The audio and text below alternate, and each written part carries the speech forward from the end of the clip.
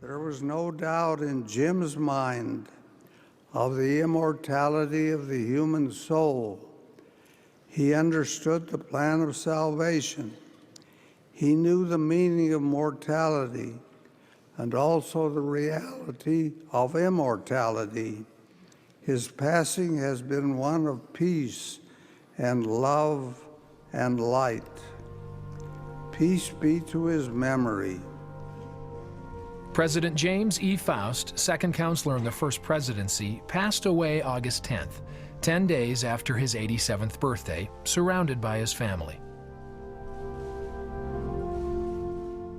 George A. Faust and Amy Finlinson welcomed James Esdras Faust into their life on July 31, 1920, in Delta, Utah.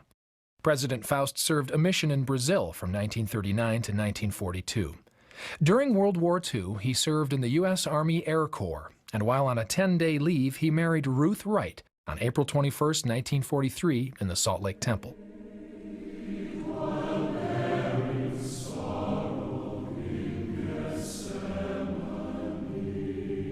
Mother always came first in Dad's life. Ruth Faust adored James Faust.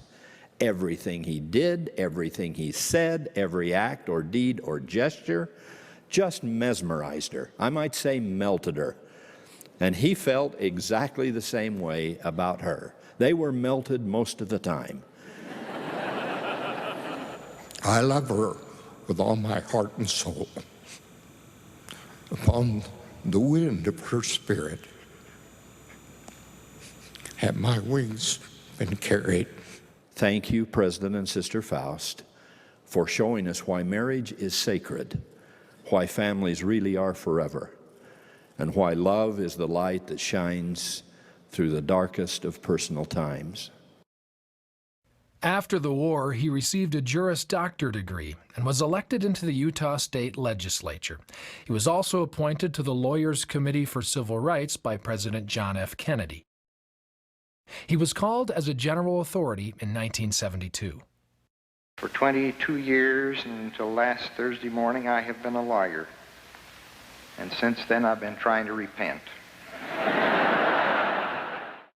In 1978, he was sustained to the Quorum of the 12 Apostles, and on March 12, 1995, was set apart as second counselor to President Hinckley. Father gave his life to the Lord many years ago, and it is he who called our father home for a new assignment. Jim knew the Lord, and the Lord knew Jim. He was a man of experience, a man of wisdom, a man of love. He was a man of faith, a man of prayer, but most of all, he was a man of God.